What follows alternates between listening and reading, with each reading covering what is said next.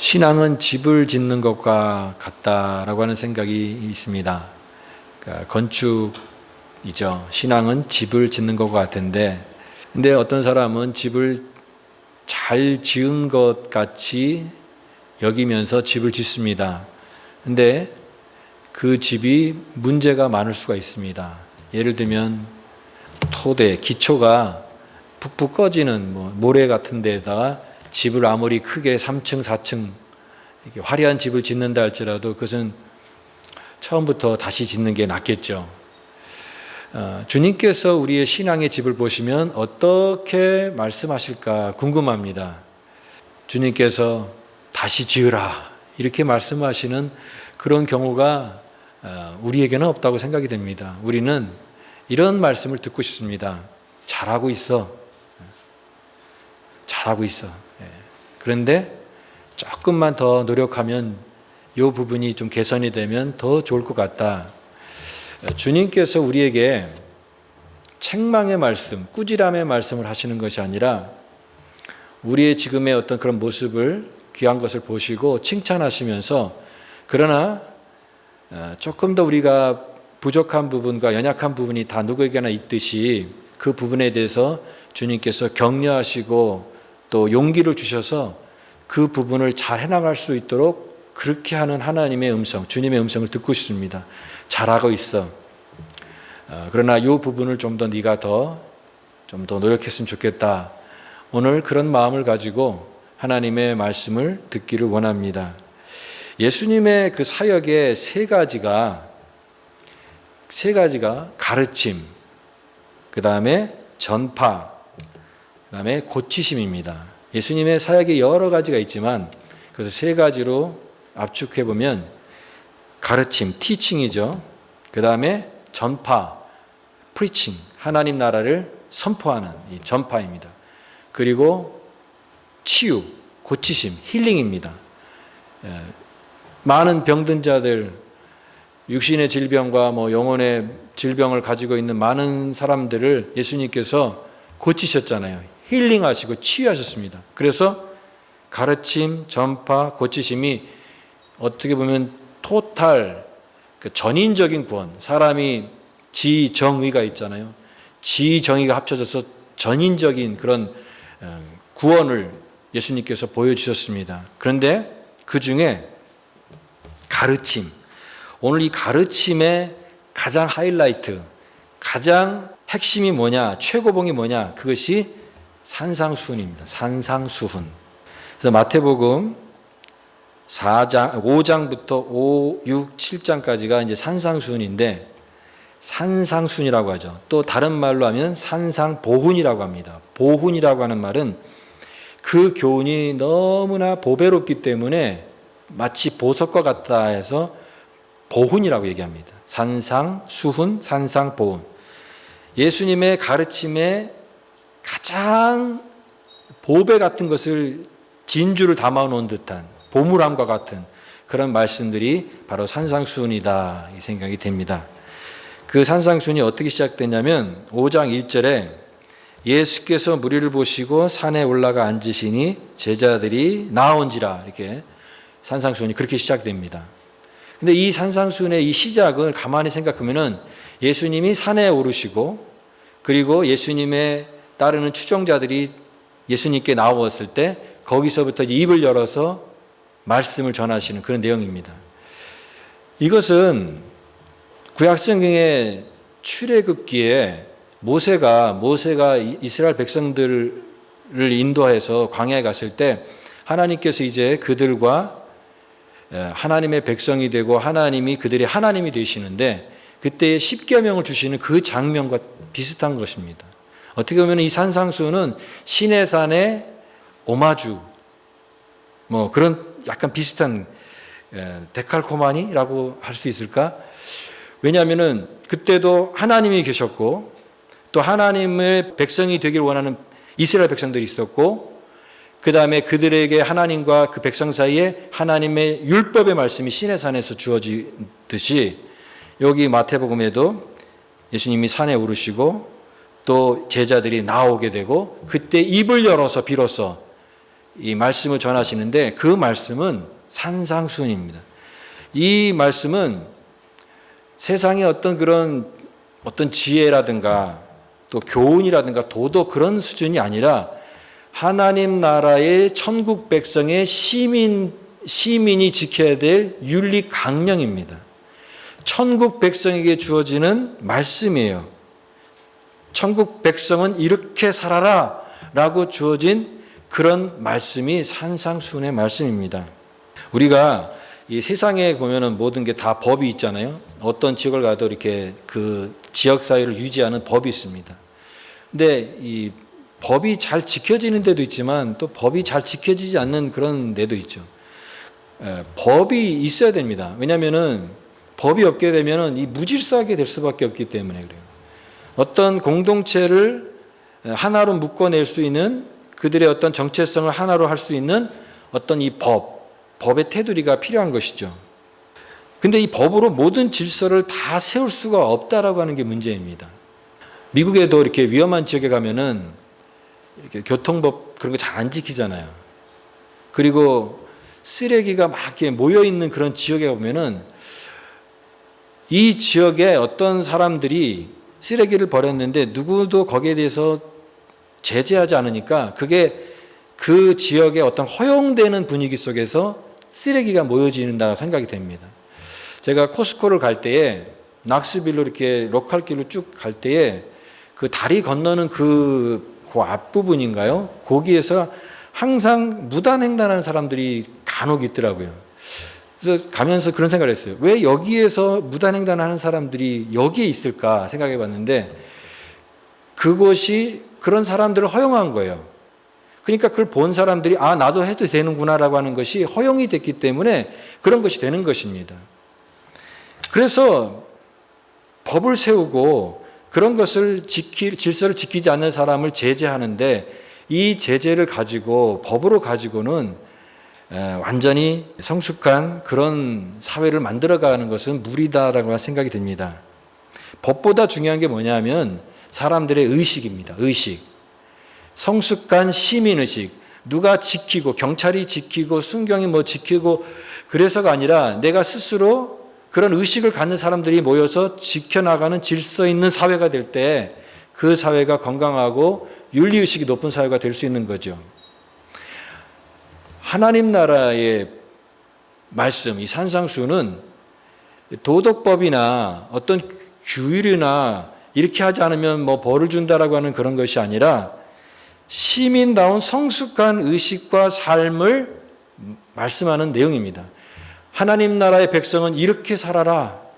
너희들은 이 세상 속에 살지만 보다 더 하나님 나라의 백성은 이런 세상의 어떤 그런 규율과 법의 테두리가 아니라 그 마음의 깊은 내면으로부터 흘러나오는 하나님 백성다운 삶을 추구해야 된다라고 하시면서 말씀하신 그 내용이 산상수훈의 말씀입니다. 그래서 내면의 동기가 참 중요한 거예요. 여러분, 우리가 참된 신앙을 추구합니다. 우리 교회가 성숙한 믿음의 사람들이 모인 공동체가 되기를 원해요. 그런데 우리가 믿음이 정말 그렇게 성숙해지려면 우리가 무엇에 포인트를 둬야 되느냐를 항상 생각을 해야 됩니다. 여러분, 두 가지 모습이 있어요. 겉을 추구하느냐, 내면을 추구하느냐예요. 그래서 겉과 속입니다. 사람들은 어디를 봅니까? 겉을 봐요. 외모를 보고 또 무슨 옷을 입고 또 그 사람의 사회적 신분이 어떻고 그런 것을 봅니다. 왜냐하면 그게 눈에 보이는 거기 때문에. 그것이 또 세상 사람의 삶의 법칙이에요. 그러나 하나님은 어디를 보십니까? 나 여호와는 중심을 보느니라. 하나님 우리의 내면을 보십니다. 우리의 겉이 아니라 우리의 속을 보시고 그 내면의 동기를 보시고 계십니다. 그래서 참된 신앙의 성숙의 추구의 방향은 우리의 겉에 있는 모습보다는 내면에 집중할 수밖에 없고 그 내면이 바로 우리의 마음입니다. 오늘 내 마음이 어떤가? 마음이 지금 어떤 마음인가? 하나님과의 관계도 내 마음이 지금 하나님과 어떤 관계인가? 이것이 신앙생활의 가장 중요한 핵심이 거기에 담겨 있는 것입니다.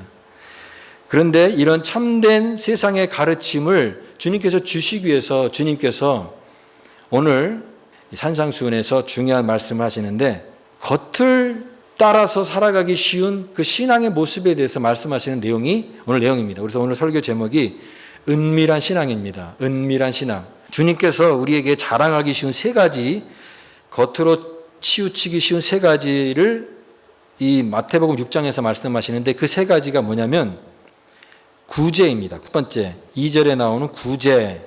그 다음에 두 번째가 기도입니다. 5절에 나와 있는 또 너희가 기도할 때. 그 다음에 오늘 본문에 읽지 않았지만 금식이 나옵니다. 16절에 금식할 때에. 구제, 기도, 금식입니다. 이 구제, 기도, 금식은 유대인의 3대 종교 의무예요. 종교심이 있는 유대인이라고 하면은 반드시 해야 될 그 세 가지 의무가 구제, 기도, 금식입니다. 가장 종교적으로 보이고 가장 내가 믿음이 있는 사람, 신령한 사람이다라는 것을 가장 잘 바깥으로 보일 수 있는 세 가지. 구제, 기도, 금식.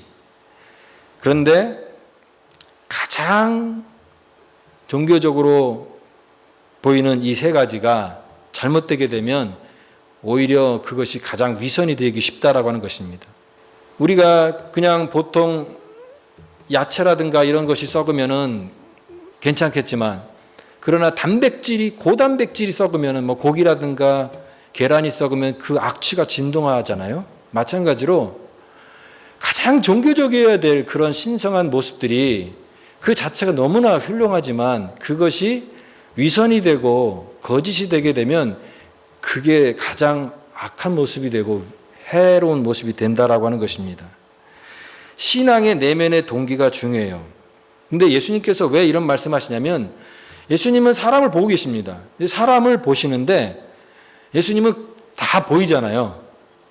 예수님이 여러분 보시면 그냥 다 압니다. 저는 잘 모르지만 예수님은 다 아는 거예요. 그런데 특히 누구를 보시냐면 종교적인 사람을 보십니다. 오늘 여기에 예수님 당시에 얼마나 많은 종교자들이 있었습니까? 바리새인, 사두개인, 서기관들. 그들이 가장 신앙적이고 하나님 앞에 가장 믿음으로 산다라고 하는 사람들이 예수님께서 보셨는데 그런데 예수님은 그들의 모습 속에 있는 신앙의 내면의 동기가 잘못됐다라고 하는 것을 보고 계시는 것입니다. 이들은요, 이 구제하고 기도하고 금식을 하는데 어떤 동기를 가지고 있냐면 사람들에게 보이려고 했다라고 하는 것입니다. 사람들의 칭찬, 사람들의 환호, 이 갈채를 받고 싶어 했다라고 하는 것이에요. 오늘 1절 말씀에 그래서 예수님께서 사람에게 보이려고 그들 앞에서 너희의 의를 행하지 않도록 주의하라. 사람에게 보이려고. 참 구제가 훌륭한 거잖아요. 그 자체가 잘못되고 구제하지 말라, 기도하지 말라 그런 얘기가 아니에요. 그것 자체가 너무나 소중하고 귀한 것인데 근데 동기가 잘못됐는데 그 동기가 사람에게 보이려고 하는 그들의 모습이 주님께서 보시고 그것에 대해서 말씀하시는 거예요. 여기 2절 말씀에 재미있는 표현이 있습니다. 그러므로 구제할 때 외식하는 자가 사람에게 영광을 받으려고 회당과 거리에서 하는 것 같이 너희 앞에 나팔을 불지 말라. 이 외식이라는 말이 히포크릿, 이 말은요 연극 가면을 말합니다. 우리 고대 사회에 이제 연극을 하잖아요. 배우들이 연극하는데 그 연극에 할 때 그 역할들을 할 때 이제 가면을 쓰잖아요. 그 가면이 외식입니다. 그러니까 겉모습과는 다른 내면의 모습을 다르게 될 때 그게 외식이 되는 거죠. 근데 예수님께서 그걸 보신 거예요. 왜 외식인데 구제할 때 구제를 하는데 이 구제가 바른 순수한 동기가 아니라 사람들에게 인정받고 환호받고 갈채받기 위해서 하는 그런 거였다라고 하는 것입니다.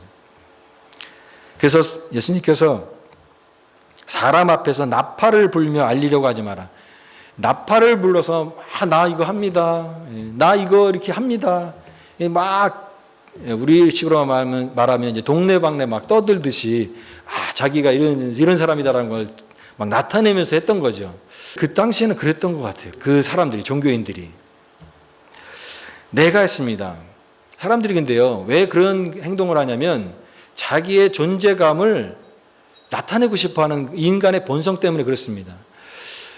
어디 좋은 곳에 여행을 가서 이렇게 보면은 거기 이제 나 다녀갔다 이 글을 쓰는 사람이 있더라고요. 아주 저는 그런 거 싫어합니다. 뭐 나 여기 왔다 갔다. 근데 한국 사람만 그러는 게 아니라 외국 사람들도 또 그걸 쓰더라고요. 이렇게 보면은 나 여기 왔었다. 내가 했다. 나 이렇게 잘 나가고 있다. 뭔가 이렇게 자기의 어떤 그런 존재감을 그런 걸 통해서 뭔가 이렇게 확인하고 싶어 하는 그 인간의 어떤 본성이 움직이는 것이 아닐까 생각이 됩니다. 그런데 여러분, 자랑이 지나치면 이 허물이 되기 쉽다라고 하는 것을 명심할 필요가 있습니다. 사람들이요, 새로 산 물건을 자랑해요. 내가 이거 새거 샀다.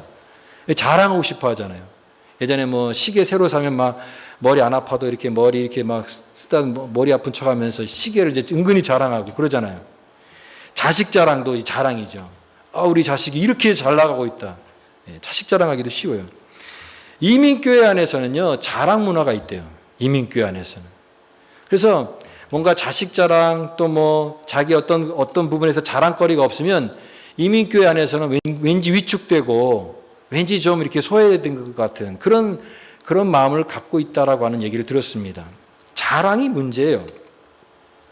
물론 자기가 어떤 이 성취감을 갖고 했던 것들에 대해서 남들과 같이 공유하고 그 나누는 것, 그거 나쁜 건 아닙니다. 그러나 듣는 상대방이 그것에 대해서 공감하지 못하는 그런 상황에서 자랑이 되면은 그 사람들에게 상처가 될 수 있어요. 예를 들면은 지금 끼니를 굽는 그런 사람은 없지만 만약에 끼니를 굽는 사람이 있는데 거기서 오늘은 저녁에 스테이크 먹어야지, 내일은 뷔페 가기로 해서 막 그렇게 자랑을 하면 그 듣는 사람들의 마음은 상처를 받는 거죠. 그러니까 배려 없이 내가 하는 말들이 혹시나 다른 사람들에게 어떻게 들릴까를 생각하지 못하는 이런 무심함, 그것이 상처가 될 수 있고 지나친 자랑이 될 수 있다라고 하는 거예요. 예수님은 반대로 얘기하십니다. 모르게 해라. 오른손이 하는 거를 왼손이 모르게 해라. 모르게 해라. 은밀하게 해라. 막 이렇게 떠벌리고 막 자랑하듯이 그렇게 하지 말아라. 모르게 해라. 구제할 때도 막 이렇게 구제할 때도 내가 누군가를 구제한다고 했을 때 그 구제할 때도 내가 막 그것을 드러내면서 할 수가 있습니다.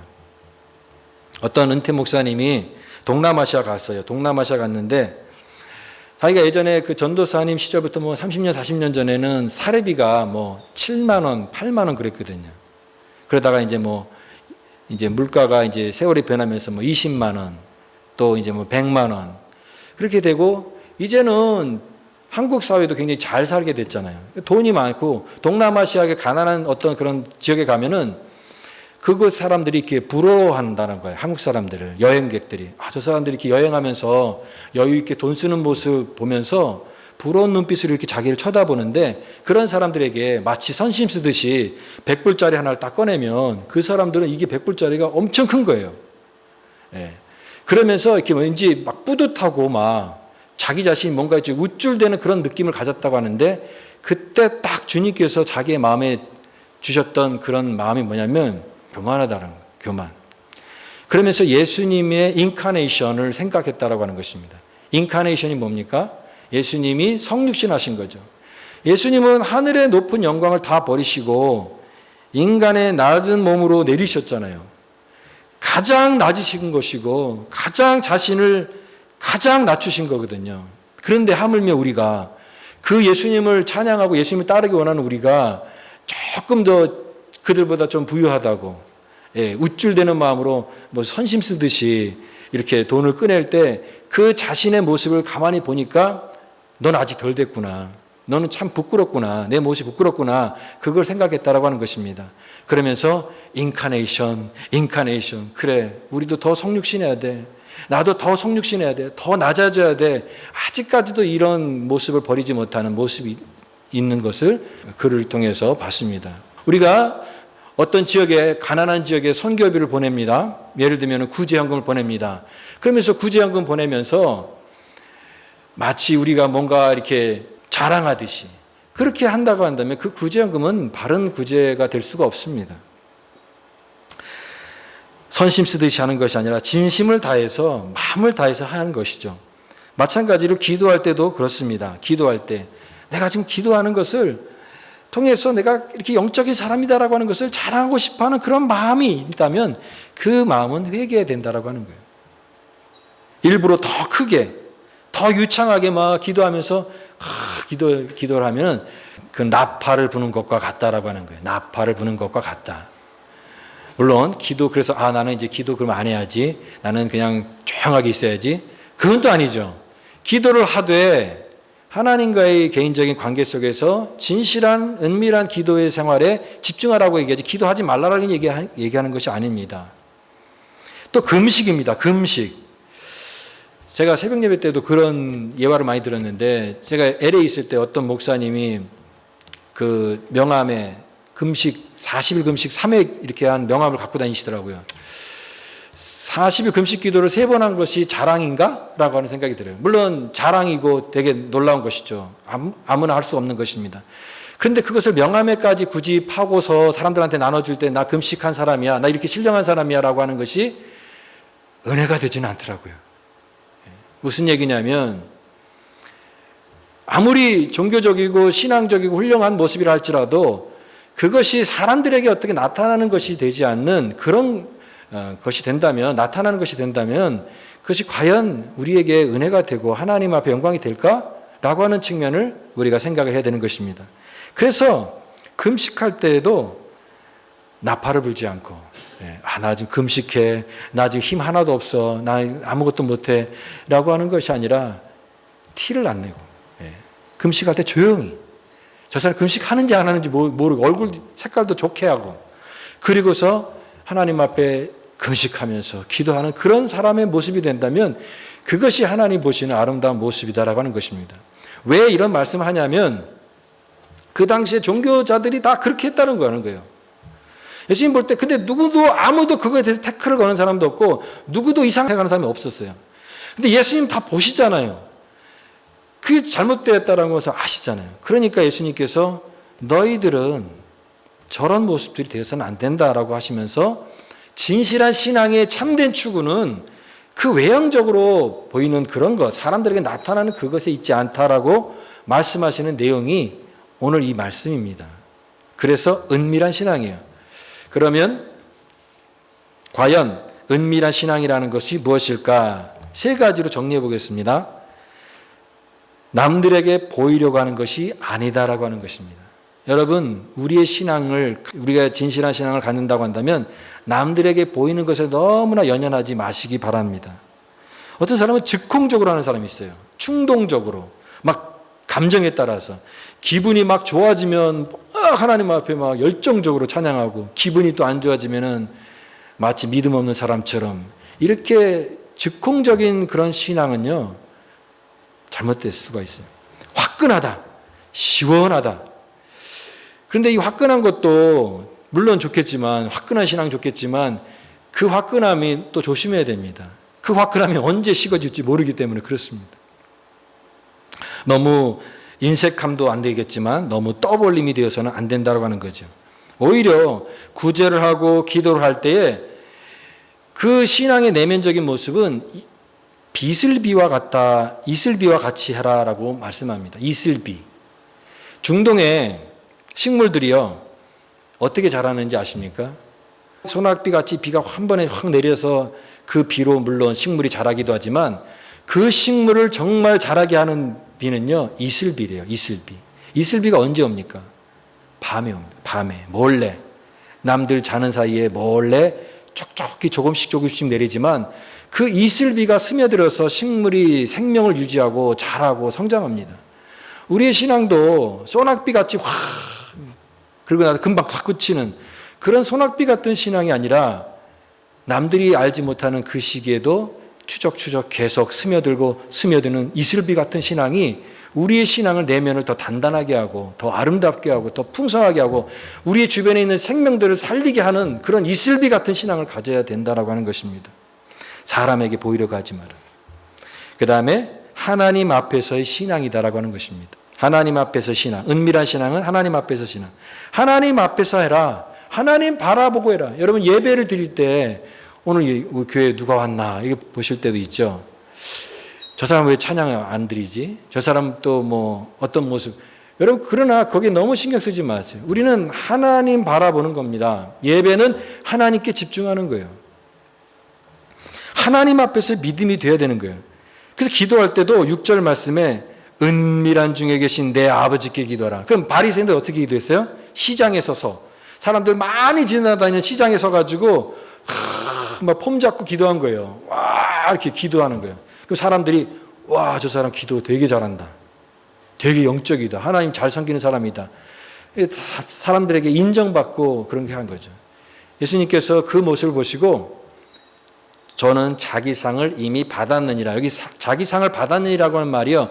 영수증을 받았다라고 하는 말이거든요. 왜냐하면 이게 무슨 말이냐면 그 사람이 그렇게 기도하고 바깥 사람들에게 나타내려고 할 때에 그가 하는 목적은 하나님 앞에서 하는 게 아니라 사람들의 어떤 인정, 사람들의 어떤 알아줌이 그 사람의 목표이기 때문에 그게 없으면 그 사람이 그게 기도 안 하죠. 뭐 아무도 안 보는 곳에서 혼자 기도하지 않잖아요. 사람 보는 데에서. 그러니까 그 사람은 그런 의도를 갖고 한 것이기 때문에 그가 그런 것을 할 때 바로 사람들이 반응하는 거니까 그게 영수증이 지불된 거예요. 그 사람은 상이 없는 거예요. 왜? 이미 받았기 때문에, 지불됐기 때문에, 영수증 받았기 때문에. 그래서 예수님은 그렇게 말씀하시는 것입니다. 우리의 신앙은 하나님 앞에서의 신앙인데 하나님 앞에 보고 계신다. 하나님이 보고 계신다. 코람 데오라고 하는 말 들어보셨죠? 하나님 앞에서. 코람 데오. 하나님 앞에서의 신앙이고 하나님 앞에서의 우리의 모습이에요. 사람이 보는 것이 아니라 하나님이 보고 계신다. 하나님이 갚으시리라. 사람은 모를 수 있지만 하나님은 다 알고 계시잖아요. 그 하나님을 의식하면서 하나님 앞에서 살아가는 신앙의 자세, 그것이 코람데오입니다. 전도서 11장 말씀 보면은 흐르는 강물에 식물을 던져라 그런 말씀이 있어요. 고대 나일강이 주기적으로 범람할 때에 그 나일강이 범람함으로써 이집트가 풍요로운 그런 이집트 문화를 이뤘는데 그래서 역사가 헤로도투스가 이집트는 나일강의 선물이다 그런 말을 유명한 말을 했죠. 근데 그 이집트 강물이 범람하게 될 때 거기에 이제 그 식물을 뿌리게 되면 그 강물을 따라서 이렇게 그 식물이 흘러가잖아요. 빵 조각이라든가 씨앗들이. 그러면 그것이 어느 곳에 정착을 해서 이제 시간이 지나면 거기에서 싹이 자라는 겁니다. 열매가 자라고. 그래서 이제 옥토가 되는 겁니다. 그리고 우리가 알지 못한 어떤 씨앗들이 뿌려지는데 그것이 하나님께서 역사하시는 그 하나님의 때 하나님의 방법으로 그것이 큰 축복이 될 수 있다라고 하는 그 전도자의 지혜거든요. 우리가 남모르게 구제하고 남모르게 기도하는 시간, 남모르게 금식하는 것들을 사람은 모르지만 누가 보시고 계십니까? 코람데오, 하나님 보고 계신다고 하는 거예요. 근데 그 하나님이 반드시 갚아주시리라. 그 무슨 말입니까? 하나님이 그것을 다 아신다라고 하는 거예요.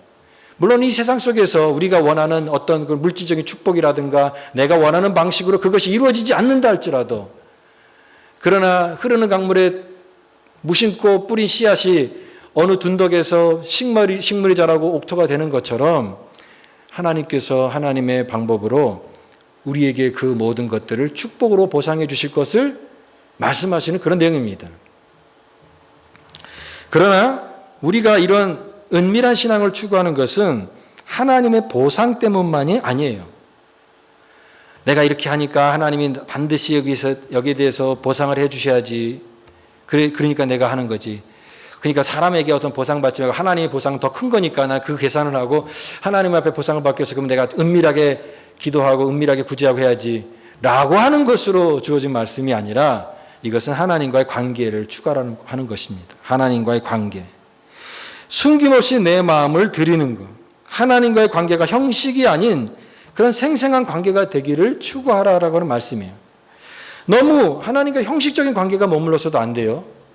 우리가 교회 와서 예배 드리면서 하나님 멀리 계신 어떤 그런 어떤 종교적인 어떤 신으로 이렇게 무미건조하게 하나님과의 관계를 가져가는 것도 잘못입니다. 또 반대로 천방지축. 그저 하나님 앞에 오늘 나 이거 필요한 것 있으면 주세요. 너무 자신의 필요와 욕심으로 구하는 그런 대상으로 하나님을 여겨서도 안 되는 것입니다. 예수님께서 이 말씀을 통해서 하나님이 어떤 분이신가를 분명히 가르쳐 주시는 것이 주님 가르친 기도예요. 그 주님 가르친 기도의 첫 번째 말이 뭐냐면 아버지예요. 아버지. 하나님 아버지. 아버지. 하늘에 계신 내 아버지다라고 하는 거예요. 하나님 우리의 종교적인 어떤 그런 신도 아니고 내게 필요한 것들만 주시는 어떤 산타 할아버지 같은 그런 분이 아니라 나의 아버지예요. 나를 지으시고 내 이름도 아시고 내 모든 것을 다 아시는 사랑의 아버지. 그 하나님 아버지 앞에서 그 믿음을 갖기를 원하시는 것입니다. 하나님이 아버지라고 하는 사실이 우리 신앙을 전체를 이끌어가는 가장 큰 원동력이에요. 그 원동력이 빠지면 아무것도 쓸모없고 아무것도 힘이 없어요. 하나님이 우리의 아버지시다. 그 아버지를 은밀한 신앙은 그 한 분만을 끊임없이 추구하고 구하고 만족하는 신앙이다라고 하는 것입니다. 마지막으로 은밀한 신앙은 하나님과 이웃과의 바른 관계로 나타나는 삶이라고 말씀드리고 싶습니다. 하나님과 이웃과의 바른 관계. 십자가는 크로스죠. 십자가, 그림 보세요. 십자가. 하나님과의 관계, 수직적으로, 수평적으로는 이웃과의 관계. 그래서 십자가는 하나님과 이웃과의 관계가 완성이 되는 그런 모습입니다. 우리가 하나님과의 바른 관계가 있다면 그 바른 관계가 내 주변에 있는 사람들과의 바른 관계로 나타나야 돼요. 저는 이런 사람이 있어요. 저 사람 믿음이 좋은 사람인데 정말 믿음으로 본받고 싶은 사람인데 그 사람의 삶은 본받고 싶지 않은 사람이 있어요. 또 반대로 저 사람은 삶을 본받고 싶은데 믿음은 너무 없는 사람, 믿음으로는 전혀 이렇게 본받을 만한 내용이 없는 사람, 이런 사람도 아니에요. 우리 신앙의 성숙의 목적은 그것입니다.